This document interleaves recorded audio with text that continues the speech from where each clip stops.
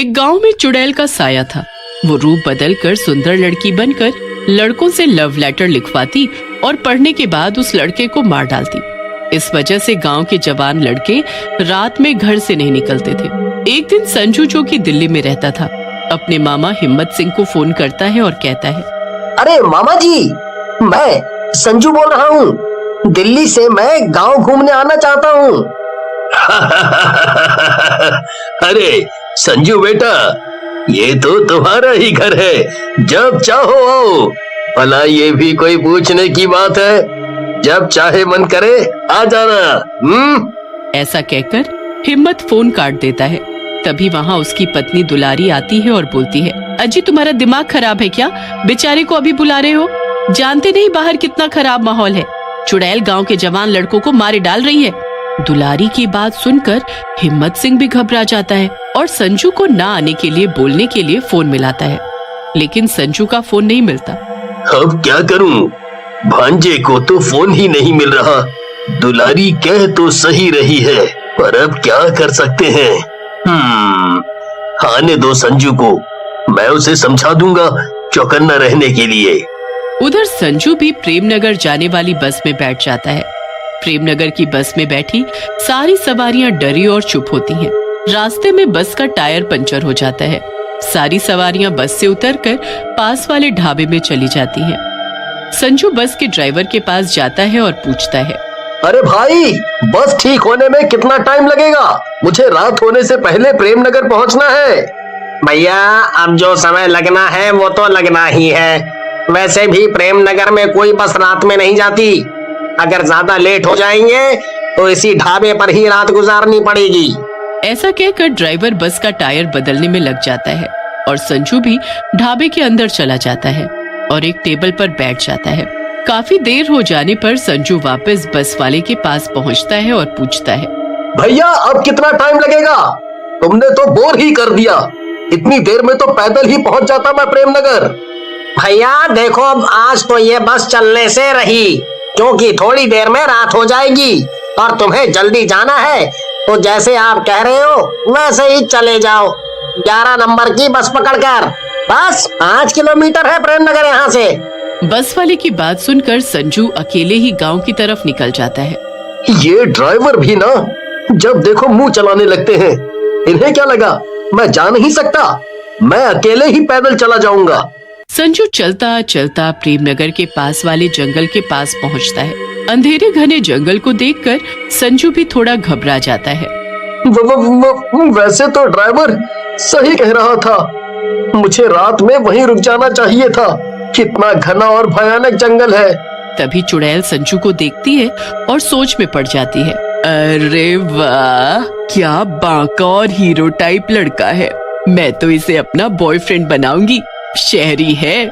ऐसा कहकर चुड़ैल लड़की बनकर एक पेड़ के नीचे बैठ जाती है। संजू को लड़की दिखती है और वो लड़की आम के पेड़ के नीचे आम बिन रही होती है। ये देखकर संजू डर जाता है। ये कौन लड़की है? वो भी इतने घने जंगल में, वो भी अकेले। संजू को देख लड़की संजू के पास आ जाती है और बोलती है, अरे तुम इस गांव के तो नहीं लगते। कौन हो? कहाँ से आ रहे हो? लड़की देखने में बहुत ही सुंदर होती है। इतनी सुंदर लड़की को देखकर संजू हैरान रह जाता है और सोच में पड़ जाता है। इतनी सुंदर लड़की, कहीं ये चुड़ैल तो नहीं? ये पक्का चुड़ैल है। नहीं तो इतनी रात में यहाँ क्या कर रही है? अगर ये चुड़ैल है तो इसके पैर जरूर उल्टे होंगे। संजू लड़की के पैरों की तरफ देखता है, लेकिन लड़की के पैर सीधे होते हैं। ये देख संजू का डर दूर हो जाता है और वो मुस्कुराने लगता है। उसे मुस्कुराते देख लड़की बोलती है, तुम पक्के शहर से हो, तभी बदतमीज भी हो। एक तो बातों का जवाब नहीं दे रहे हो, ऊपर से हंस भी रहे हो। लड़की की बात सुनकर संजू बोलता है, नहीं, मैं संजू हूँ और दिल्ली से अपने मामा से मिलने आया हूँ। उनका नाम हिम्मत सिंह है। अच्छा, तो तुम हिम्मत अंकल के भांजे हो। मैं भी इसी गांव में रहती हूँ। मेरा नाम रूपा है। तुम जल्दी से यहाँ से चले जाओ, रात में यहाँ रुकना ठीक नहीं है। मैं भी बस पिताजी के आते ही यहाँ से चली जाऊंगी। रूपा की बात सुनकर संजू वहाँ से चला जाता है और हिम्मत सिंह के घर पहुँच जाता है। हिम्मत भी अपने भांजे को देखकर खुश हो जाता देखा भगवान, मेरे शेर जैसे भांजे को अकेले ही आ गया, वो भी रात को। वाह, बिल्कुल मेरी तरह बहादुर है मेरा भांजा। तुम तो बस अपनी शेखी हाँकने लगो जब मौका मिले तो। अरे इतनी दूर से आया है बेचारा, पहले उसे खाने तो दो कुछ। फिर संजू रोटी खाकर सो जाता है और अगले दिन रूपा की तलाश में गांव में घूमने निकलता है। रूपा उसे एक घर के बाहर खड़ी दिखती है। संजू उसके पास जाता है और बोलता है, अरे तुम तो बहुत सुंदर हो यार, रात से भी ज्यादा। संजू की बात सुनकर रूपा हंसने लगती है और बोलती है, अच्छा मैं इतनी सुंदर हूँ तो कल मेरे बारे में कुछ अच्छा सा लिख कर लाओ, मैं कल तुम्हें उसी बाग में मिलूंगी। ऐसा कहकर रूपा वहाँ से चली जाती है। संजू भी घर पर आकर पन्नों में रूपा के लिए कुछ लिखने लगता है। फिर संजू रूपा के लिए एक लव लेटर लिखकर ले जाता है और रूपा को दिखाता है। अरे वाह शहरी बाबू, तुम तो बहुत रोमांटिक हो, मजा आ गया लव लेटर पढ़कर। रूपा की बात सुनकर संजू भी खुश हो जाता है और बोलता है, चलो मेरी मेहनत सफल हो गई। पता है इस लेटर के चक्कर में मैं रात भर नहीं सोया। अब तुम कल लिख कर लाओ मेरे लिए। फिर संजू और रूपा वहाँ से चले जाते हैं और अगली सुबह रूपा भी संजू के लिए लेटर लिखकर लाती है और संजू को पढ़ने के लिए देती है। संजू लव लेटर पढ़ने लगता है। अरे तुमने लेटर लिखा है या मीट की दुकान का मेन्यू? ये क्या है? तेरी गर्दन हो मेरी तलवार, काट कर तेरा गला खून पीऊं मैं लाल। ये कौन लिखता है? संजू को ऐसे हंसता देख रूपा को गुस्सा आ जाता है और वो बोलती है, भला इसमें क्या गलत लिखा है? हमारा लव लेटर तो ऐसा ही होता है। अगर तुम्हें मैं पसंद नहीं तो दफा हो जाओ यहाँ से। संजू रूपा को गुस्से में देख चुप हो जाता है और रूपा को समझा बुझाकर शांत कर देता है और फिर वो दोनों वहाँ से चले जाते हैं। संजू को खुश देख हिम्मत सिंह संजू से पूछता है, क्या बात है भांजे, बहुत खुश नजर आ रहे हो, कहीं कोई लड़की का मामला तो नहीं? मामा तुम तो अंतर्यामी हो, तुम्हें कैसे पता? मुझे आपके गांव की एक लड़की पसंद आ गई है। अरे बेटा, ये कौन सी लड़की की बात कर रहा है तू? इस पूरे गांव में रूपा नाम की कोई लड़की नहीं है, कहाँ मिल गई तुझे? उन दोनों की बातें दुलारी भी सुन रही होती है। दुलारी बोलती है, अरे तुम दोनों मन चले मामा भांजे चुप करो, मुझे सब समझ आ गया है। मुझे ये जंगल की चुड़ैल लगती है, वही रूप बदल कर रूपा बन गई होगी और अब संजू के पीछे पड़ी है। चुड़ैल का नाम सुनकर संजू घबरा जाता है और बोलता है, चुड़ैल, मामा मामी बचा लो मुझे, मैं कहाँ फंस गया?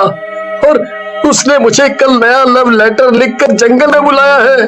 संजू की बात सुनकर दुलारी बोलती है, बेटा वो अपने शिकार से पहले लव लेटर लिखवाती है और फिर लेटर पढ़ने के बाद उसे मार डालती है। मामा मामी मुझे बचा लो, मैं मरना नहीं चाहता, मुझे बचा लो इस चुड़ैल से। संजू को यूं रोते देख दुलारी और हिम्मत सिंह बोलते हैं, तू डर मत मेरे बच्चे, मेरे रहते वो चुड़ैल तेरा कुछ नहीं बिगाड़ पाएगी। दुलारी एक योजना बनाती है और वो एक कागज को गंगा जल में डुबाती है और सुखा देती है। फिर संजू उस पर लव लेटर लिखता है, बेटे ये हमारी आखिरी उम्मीद है, रात में जब तू चुड़ैल से मिलेगा तो ये लव लेटर उसे पढ़ने के लिए दे देना। फिर संजू और दुलारी हिम्मत सिंह रात में चुड़ैल की बुलाई हुई जगह के लिए चले जाते हैं।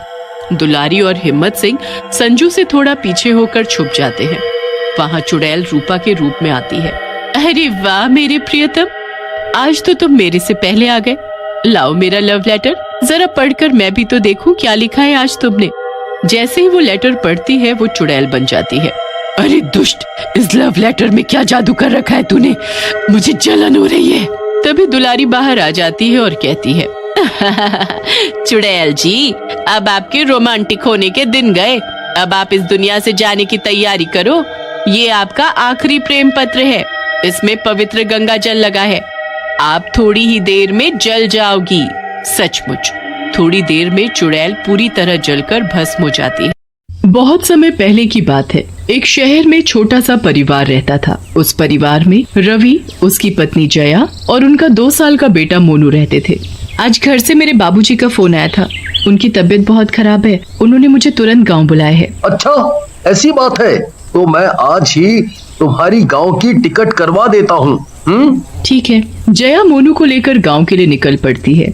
जब वो अपने घर पहुंचती है तो देखती है कि उसके बाबूजी बहुत ही बीमार हैं और बिस्तर पर लेटे हुए हैं। बाबूजी, मैं आ गई। अच्छा हुआ बेटी जो तू आ गई, मैं कब से तेरा ही इंतजार कर रहा था। मैं अब आ गई हूँ ना, तो अब आप पहले जल्दी से ठीक हो जाओ। जया के बाबूजी धीरे धीरे ठीक होने लगते हैं। वो मोनू को जान से भी ज्यादा प्यार करते हैं और दिन भर बस मोनू ही मोनू करते रहते हैं। बेचारे बाबूजी यहाँ अकेले कैसे रह पाते हैं, तो पता नहीं वो कैसे मोनू को वापस जाने देंगे। उनको तो हर वक्त मोनू ही चाहिए। जया अपने बाबूजी का अपने बेटे के प्रति प्यार देखकर खुश भी होती है और उसे अब चिंता भी होने लगती है। पर बाबूजी तो मोनू के साथ बड़े ही खुश होते हैं। वो पूरा दिन बस उसी के साथ खेलते हैं और उसी के साथ ही खाना खाते हैं। मोनू भी अपने नाना को अब अच्छे से पहचानने लगता है और उसे भी अपने नाना के साथ रहना अब बहुत अच्छा लगता है। एक दिन जब सब लोग खाना खा रहे होते हैं तो जया अपने बाबूजी से बोलती है, बाबूजी, वो मैं बोल रही थी कि अब हमें यहाँ काफी दिन हो गए, आप भी अब बिल्कुल ठीक हो और मोनू के पापा भी वहाँ अकेले हैं, तो अब हमें वापस शहर चले जाना चाहिए। हाँ बेटी, बात तो तुम सही बोल रही हो, पर समझ नहीं आ रहा कि मैं मोनू के बिना अब कैसे रह पाऊंगा। तेरी माँ के जाने के बाद बिल्कुल अकेला हो गया हूँ। अब मोनू के साथ रहकर इतनी खुशी मिलती है कि मैं बता नहीं सकता, पर क्या कर सकता हूँ। आप परेशान न हो बाबूजी, आप हमारे साथ ही क्यों नहीं रह लेते? नहीं बेटी, हम लोगों के लिए तो बेटी के घर का पानी भी पीना पाप है और तुम वहीं रहने की बात कर रही हो। ओहो बाबूजी, आप भी ना कैसी बातें कर रहे हो, आजकल ये सब कोई नहीं मानता। तुम ये सब गांव की बातें नहीं समझोगी। खैर, कब जाना है तुम्हें वापस? मैं भी तुम्हें शहर छोड़ने चलूंगा। अरे, आपको तकलीफ उठाने की कोई जरूरत नहीं है, मैं चली जाऊंगी। मैं तो अपने मोनू के लिए जा रहा हूँ। इस बहाने मैं उसके साथ थोड़ा और वक्त बिता लूंगा। ठीक है बाबूजी। जया, उसका बेटा मोनू और उसके बाबूजी तीनों शहर की बस में बैठ जाते हैं। अरे बेटा मोनू, ये देखो बाहर कितने सुंदर सुंदर पेड़ हैं। मोनू अपने नाना की गोद में बड़ी खुशी से खेल ही रहा होता है कि अचानक बस का एक भयंकर एक्सीडेंट होता है। बस सामने से आ रहे एक ट्रक से बुरी तरह टकरा जाती है। बस अपना संतुलन खो देती है और नीचे नदी में गिर जाती है। बस में फंसे सभी लोग चिल्लाने और बाहर निकलने की कोशिश करने लगते हैं। जया तो उसी वक्त पानी में डूब जाती है, पर मोनू के नाना मोनू को ढूंढने के लिए हाथ पैर मारने लगते हैं। वो जैसे तैसे मोनू का हाथ पकड़कर रखते हैं और उसे पानी में डूबने नहीं देते। वो खुद पानी में डूबने लगते हैं और धीरे धीरे उनकी सांस बंद होने लगती है। थोड़ी देर में मोनू के नाना मर जाते हैं। मोनू के नाना मरने के बाद भूत बन जाते हैं और मोनू को मरने से बचा लेते हैं। इसके बाद वो इंसान के रूप में खुद को बदलकर मोनू को घर ले जाते हैं। मोनू और उसके नाना को घर वापस आते देख पड़ोस की शीला उनसे पूछती है, अरे बाबूजी, आप वापस कैसे आ गए और जया कहाँ है? वो अभी मोनू कुछ और दिन यहीं मेरे पास रहेगा और रमा भी बस पीछे पीछे आ रही है। अच्छा, चलो ठीक है। नाना जी मोनू को जल्दी से घर के अंदर ले जाकर दरवाजा अंदर से बंद कर देते हैं और वापस अपने भूतिया रूप में आ जाते हैं। अपने नाना का ऐसा रूप देखकर भी मोनू बड़ा खुशी से उनके साथ खेल रहा होता है, जैसे उसे उनसे कोई डर ही नहीं है। मोनू के नाना उसके भीगे कपड़े बदल देते हैं। थोड़ी देर बाद मोनू को बहुत तेज भूख लगने लगती है और मोनू बड़ी तेज रोना शुरू कर देता है। अरे रे रे रे रे, मेरे बच्चे, चुप हो जा, मैं अभी तेरे लिए दूध लेकर आता हूँ। भूतिया नाना मोनू के लिए दूध लेकर आते हैं और उसको पिला देते हैं। दूध पीकर मोनू चुप तो हो जाता है, पर अब वो सोने के लिए परेशान होने लगता है। मोनू को तो बस अपनी माँ की गोद में सोने की आदत होती है। अब उसके नाना फिर से परेशान हो जाते हैं। उन्हें समझ नहीं आता कि वो मोनू को कैसे सुलाएं। थोड़ी देर बाद उनको एक तरकीब सूझती है। उसके बाद वो मोनू को उसमें लिटाकर झुलाने लगते हैं। लल्ला लल्ला लोरी, दूध की कटोरी, दूध में बताशा, सो जा मेरे बच्चे, सो जा। नाना की लोरी सुनकर मोनू सुकून से सो जाता है।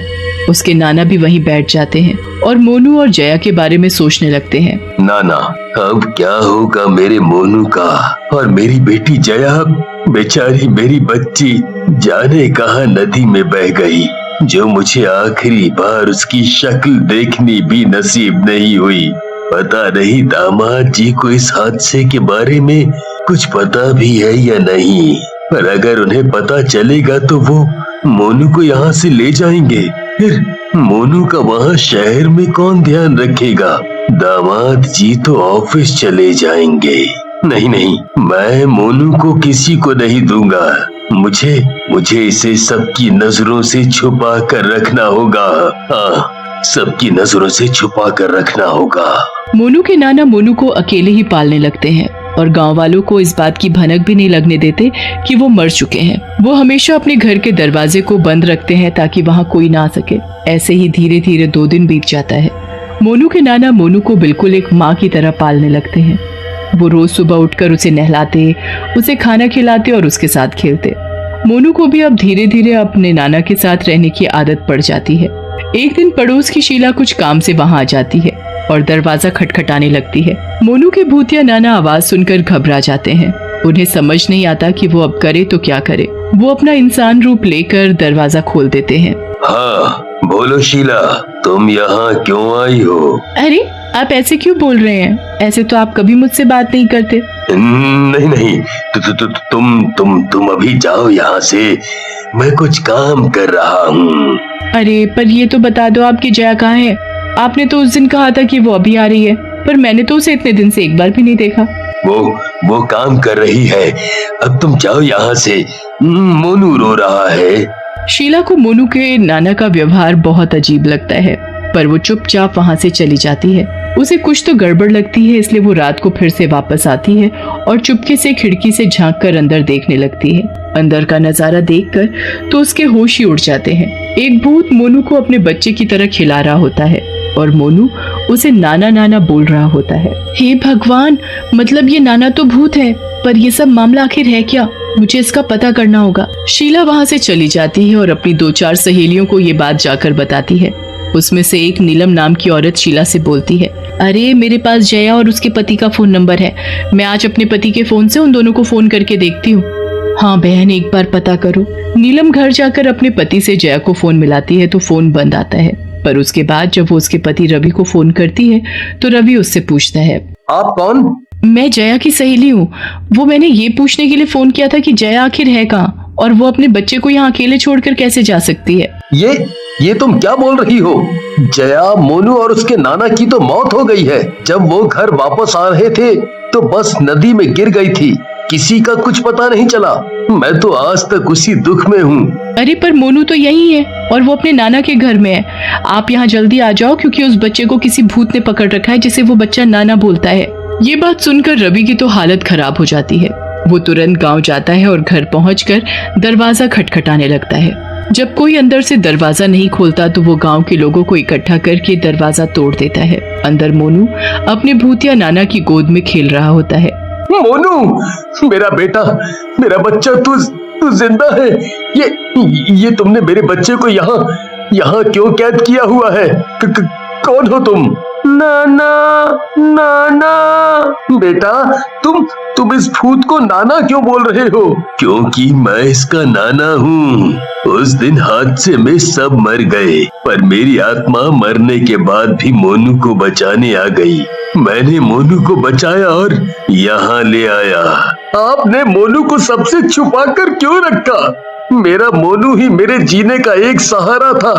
मैं किसी पर भरोसा नहीं करता, इसलिए मैंने ऐसा किया। मोनू के भूतिया नाना मोनू को रवि के पास नहीं सौंपना चाहते थे। पापा, पापा।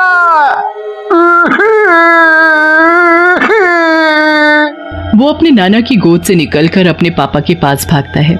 रवि जल्दी से मोनू को गोद में उठा लेता है। रवि का मोनू के प्रति प्यार देखकर उसके नाना को समझ आ जाता है कि वो मोनू के साथ गलत कर रहे हैं और यही सोचकर वो वहां से गायब हो जाते हैं और उनकी आत्मा को शांति मिल जाती है।